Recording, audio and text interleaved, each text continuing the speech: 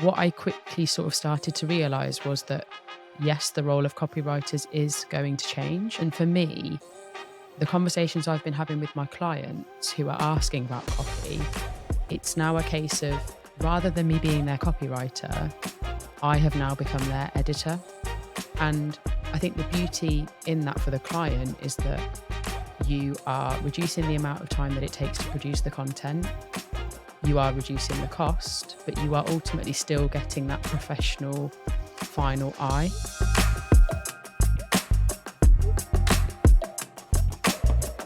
Today on Strategy Shorts, I'm joined by a local hero, Hannah Brady. Hannah is the director of the Brady Creative. I think I've got that right. Yes. So Hannah, go ahead and introduce yourself and what you're doing in the world. Well, I've never been called a local hero before, so I'll take that. I'll just let the team know about that when I come out of the room. So the Brady Creative is nearly 4 years old. I founded the business with my mum, Helen, back in March 2020, of all times. So, walked right into the fire of a pandemic, left a steady job, just epically bad timing, we thought at the time. I probably had a week of pure panic and crying a lot. Unfortunately, because I did it with my mum and I've got the kind of relationship with my mum where if mum says it's going to be okay, I believe her. And I go, okay, mum says it's going to be fine, we're going to be fine. And then, after a week of panic, just sort of pulled myself up, got on with it and just said, right, you just got to get on with it. You're good at what you do. You're good at talking to people.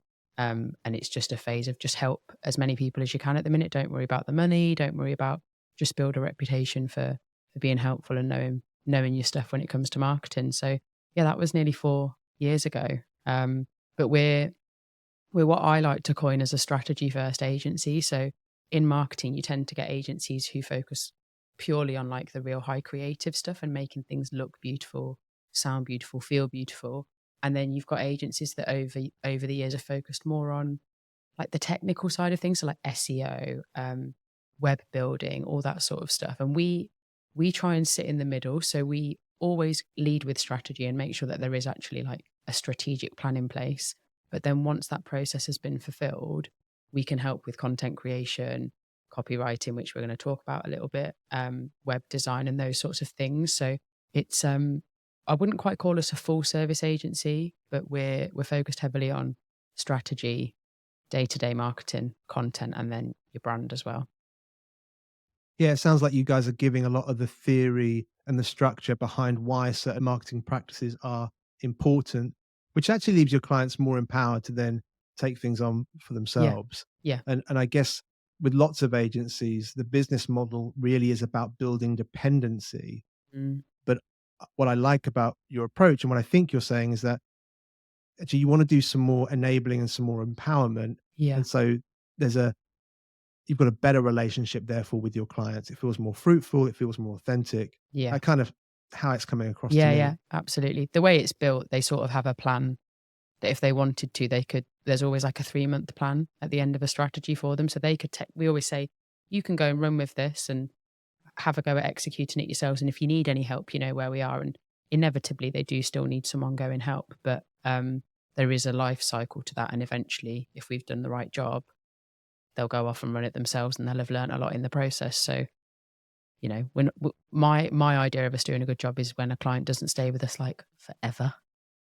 Yeah, I think that's a great way of doing business. Now, the reason why I called you a local hero is because you and I met over coffee and pastries at a networking event run by the BIPC here in Northamptonshire, where you were speaking about AI and the role of AI in copywriting and how that can be a focus and an opportunity for liberation. And I think we're going to circle back to that shortly and talk a little bit more about that in detail. But before we get there, I'm really interested in this story of you and your mum starting your business, and I'd like Hmm. to know, where did you guys start? Because at some point you weren't working together. At some point it was just Yeah. mother-daughter time, and you eventually, I guess, reached this crossover point in your careers and you thought, Hmm. "Let's do a thing." So what were you doing before, and how did that idea first begin to take shape? Yeah, sure. I'll try and give you a brief and succinct version of the story. So I'll start with mum. So mum's name's Helen. And mum's trade is graphic design. That's what she trained in. She actually did like technical illustration, and she's always been extremely like physically creative, I would say. So beautiful at drawing, great graphic designer. And then over the course of her career, she worked in agency side, but then she eventually got a role for a large international agricultural company. And essentially what she did is worked her way up and ended up becoming head of creative services for Europe, the Middle East, and Africa. So she had a huge role. She worked predominantly on a brand called Massey Ferguson, which for anyone out there who knows agriculture are like the English red tractors. And yeah, unfortunately, a few years ago, my mum and her whole team got made redundant because they moved that function to France. So after 18 years in the business, she'd been made redundant. So quite a big personal hit for my mum. A bit like me, a lot of my mum's identity is who she is and what she does for work. So she ended up actually consulting for the company for a short while, but she wasn't enjoying working on her own. And on my side of the story, I went to uni, did a degree in marketing, and then after a series of terrible cold calling jobs, which I was awful at, good character building though, I ended up working internally as a marketer. So I started right at the bottom, assistant marketer, junior marketer, and worked my way up to head of UK marketing for the last couple of businesses that I worked for, one of which was an international furniture manufacturer. So um, that's a very sort of whistle stop tour. But I'd got to the point where, in all honesty, I was so frustrated of being an internal marketer because fellow marketers out there who work internally for companies, you are quite often just like banging your head against a brick wall going, come on, we need to try this. Let's modernize this.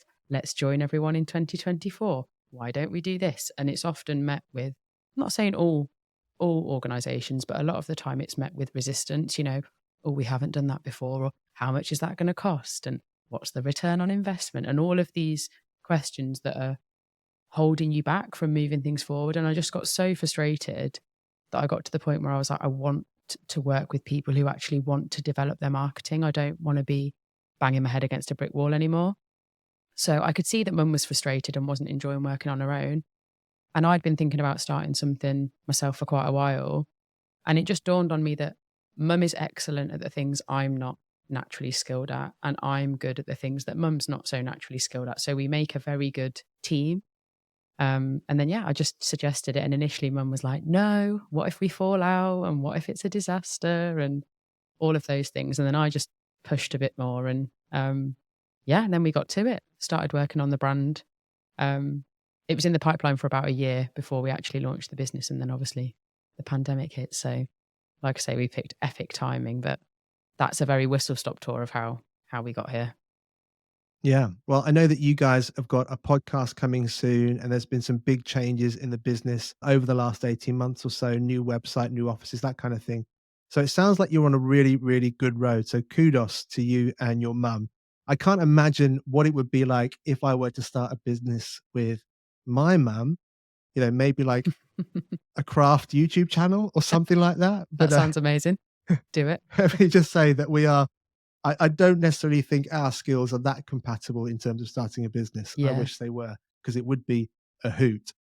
But thinking of the future and thinking of making progress, as I said, when I met you, you were speaking about AI and copywriting and some of the benefits that can bring and how that's not always a thing that is a threat. And I know you've got a few insights to share with our Mm. audience around that today. But before we talk about that, who really is your target listener? Like, who are the people that you're trying to reach or inspire with these insights and perspectives you want to share? Yeah, good question. I think for me it's two audiences really. I think one is copywriters out there who are struggling to get their head around how AI impacts them and how they're going to continue to still make a good living, particularly freelance copywriters who are just writing copy for a living. And then the second group would be people who are either internally working for organizations in marketing and have been tasked with copy, but they're not copywriters and they don't really know where to start, or people who are running really small businesses and are having to do everything, one of the things being copy. So I think anybody who's being tasked with copy but doesn't really know where to start and know what they're doing, and then copywriters who are struggling to come to terms with this evolution in their craft. Okay, that sounds really, really interesting. And I know that lots of people are going to feel supported, are going to find some new direction, are going to have some of the ways they think about the AI world at the moment challenged. So why don't you dive in and take us through it? And I'll jump in if I've got any questions. Yeah, sure.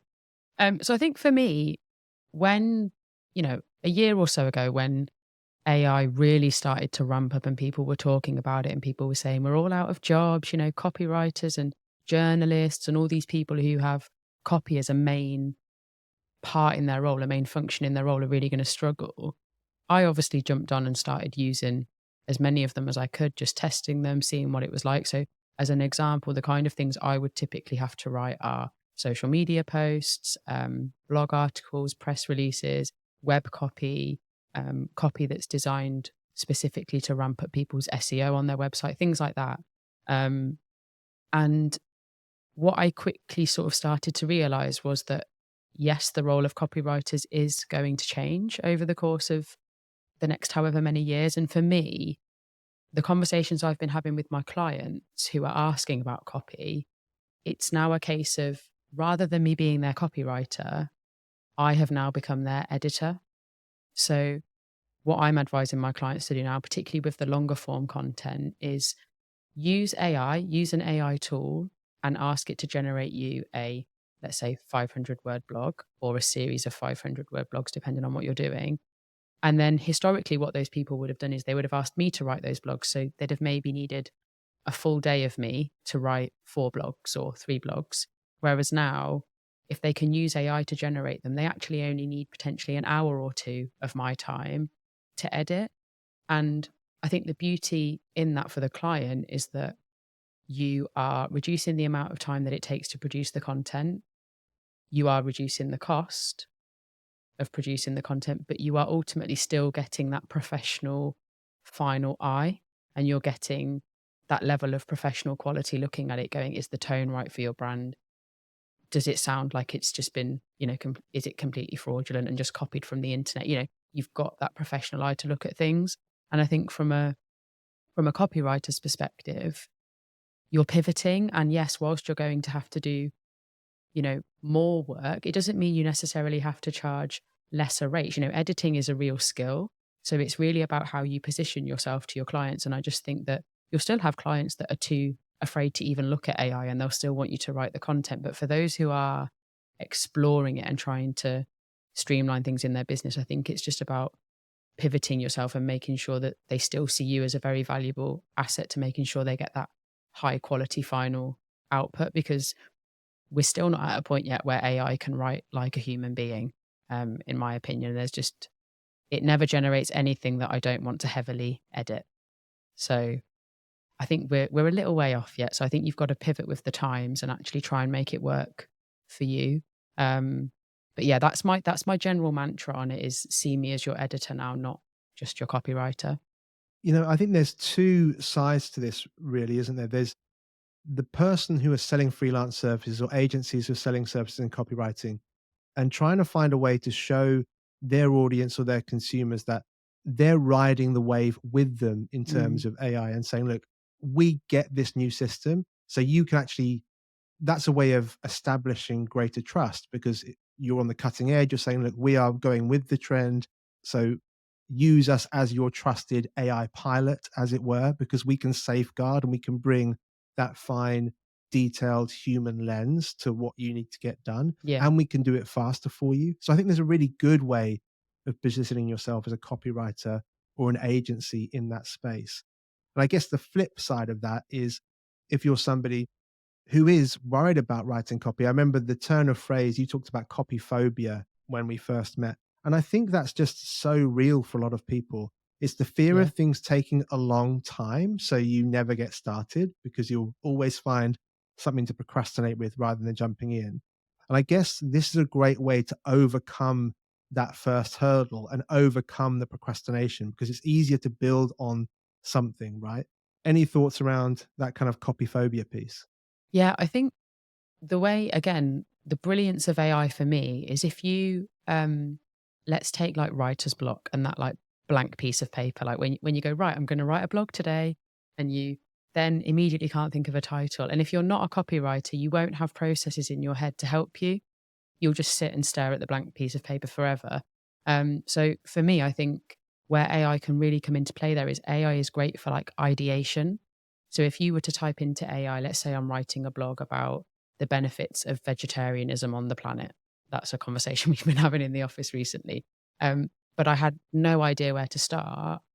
Initially, I could put prompts into AI that would give me good headlines potentially, or a good structure for the blog, or some research that it's referenced, and it would just start to give me some ideas. It's like a place to start your research. And I think if without tools like AI, lots of people who don't understand the process of writing copy just wouldn't even know where to start, and they'd end up scrolling through the internet and looking at different sources, whereas AI tools are generally pulling all of the resources from the internet together to give you the best results. There is a variance in quality, but that's a conversation maybe for another day. But I think use it for ideation, use it for headlines. There's also some great tools out there. Like if you really don't know where to start with AI, there's some great videos on YouTube just to give you tips on how to actually prompt it, because you know what they say, garbage in, garbage out. So you have to get good at prompting the tool as well. You're only going to get as good as you give it. So I think for me, it's just getting started and having a go, because just by typing prompts in and seeing what comes back, it will immediately help. That's it. And I actually think there is probably a really good episode to return to on that at some point, maybe another time, where we can think about some of the best prompts that you've used or some of your Hmm. strategies around that as a way to kind of take this to the next level. Yeah, yeah, I think what lots of people will find is just real relief. You know, that the blinking cursor when you're trying to write something, just flashing at you, mocking it's you, awful. telling you that it can't be done. Yeah. You know, that's the thing that this is a really useful approach to overcome. And I think what you said there about rather than thinking about it as writing an article or giving you large chunks of copy, ask it what the headlines should be, Hmm. because ChatGPT and these services, you know, they're scanning so much information. Their brains are so big from a tactical perspective Yeah. that actually saying what would be some good headlines for X topic is just going to get you off that starting mark. It's going to give you a few ideas to work with and build from. Yeah. And then that will give you further prompts to explore, right? Yeah. Absolutely. So just coming into land, because we're about done for our time together, and which is a shame because I think we could really, really deep dive on a lot of these Yeah. kind of tangents that we're exploring.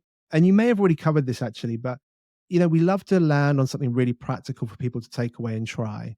So what would be the first thing that you would recommend people do when this episode's finished to try and move forward within the subject?